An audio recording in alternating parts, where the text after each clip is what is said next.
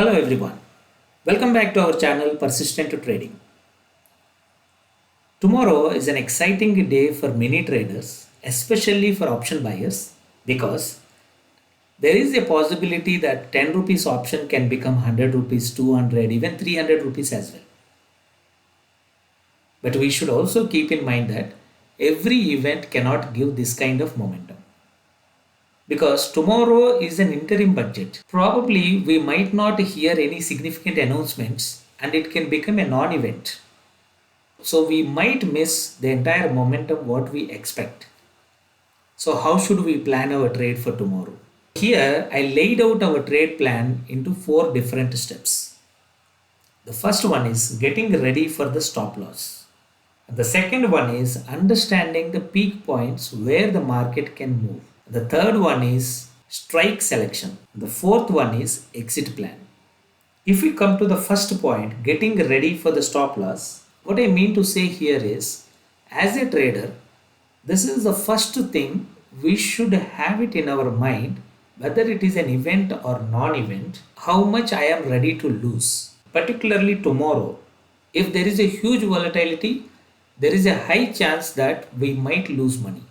So we should be prepared to lose money, but we should plan how much you can afford to lose. Accordingly, you should plan how much quantity you can take in a trade. This is where the risk management comes.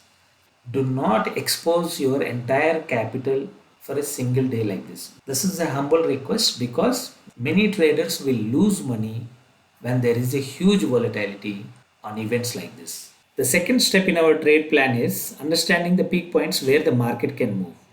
For example, let's look at the Bank Nifty first. Here I have marked an external swings and the internal swings. So external swing, why I marked this is the lowest point in the past 2 weeks. So somewhere close to 44,400 level. On the higher side, you can clearly see that this is 47,230 level. This is where exactly market tried to reverse following this downtrend, but somewhat support has come and the market went higher.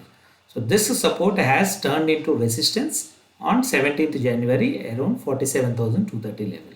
So someone keeping the stop loss here, if market goes higher and then hit the stop loss and again it can fall down. Similarly on the downside, it can come down all the way to the lowest point of this swing and again it can pick up. So these are the 2 external peak points which I have marked. And on the internal side, we can see that there is a significant sell-off that has happened here.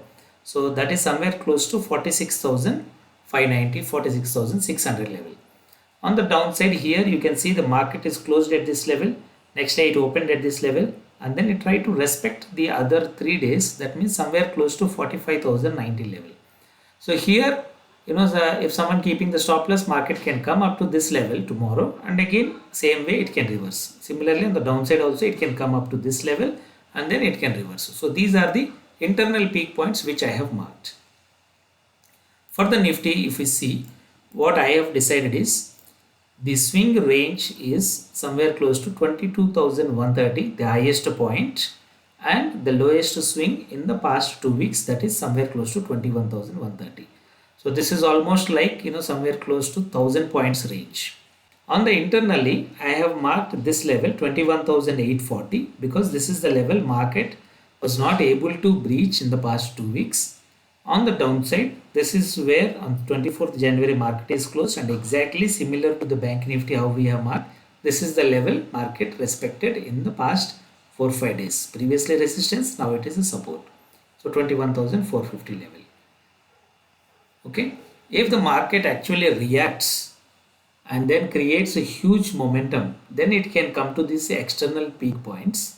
In case if it turns into a non-event, then it can close within this particular range. So this is how we can decide the peak points.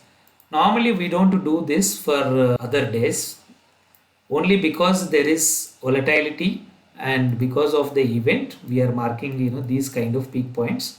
But it would be a good practice if you do it for other days as well, so that you know how much market can move. See, for example, if we take Bank Nifty, from here to here, if I mark it somewhere close to 3.5% is the fall that we need in case if we are planning for this level. But is this happening or not? If we just come back to the previous candles, we have already seen that this almost like close to 3.5%. And the other day also from this level, if you see, market closed somewhere close to 4%, right? So this is not a big thing, especially given the event. It can happen tomorrow. So like this, if we plan, we will have an idea, okay, where market can go in case if the momentum comes. So now the third point is strike selection. So normally how I plan is, I go for the out of the money option in case if I am able to find the direction market is going up. So first thing is my target is 46,600 level. So I'll go for the out of the money option at this level, so that if the market can come to that level, out of the money option can turn into at the money, or it can become into in the money option. Similarly on the downside also, first I look for 45,090 in case if it is breaching, then I go for the out of the money 44,400. Similarly on the peak side 47,230 on the upper side. Same thing goes for the Nifty as well. But in case if you are not able to find the direction, because of huge volatility, market can go up, can come down, anything can happen. In case if you are not able to find the direction, then best thing is choose a strike somewhat slightly out of the money and buy both call and put option. If the momentum comes, one of the option can give you good return. The other one probably you should be able to take the stop loss somewhere close to 50% of the premium. So when you buy both the options, keep 50% of the premium as a stop loss in both the options.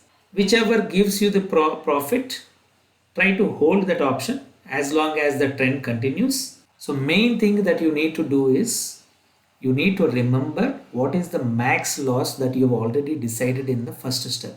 So accordingly, we should plan our quantity so that we can limit those losses. So now let's come to the fourth point, that is exit plan.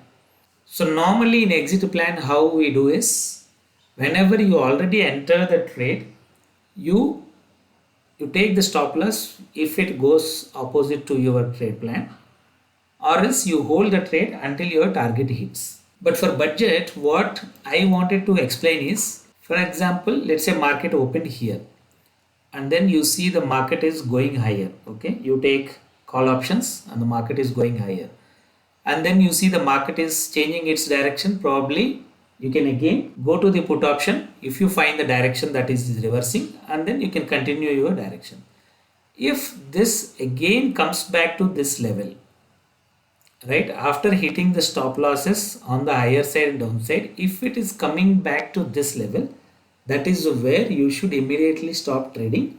So this is where the IV actually comes into the picture, and your option prices depreciate very fast and you will lose all the money. So this is how we can plan, especially on the events day. On normal days also you can plan the same thing, but there will be a continuation of our direction for the next couple of days. But for events like this, we cannot actually predict what will be the outcome of the budget and how the market is going to react for the announcements that is happening in the budget.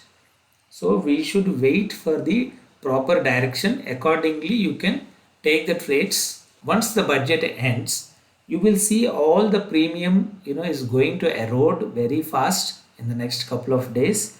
So option buying is not an advisable thing that you can do.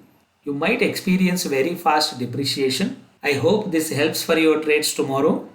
In case if you like how we are analyzing the markets, please hit the like button and subscribe to our channel. We will connect in the next video. Thank you for watching.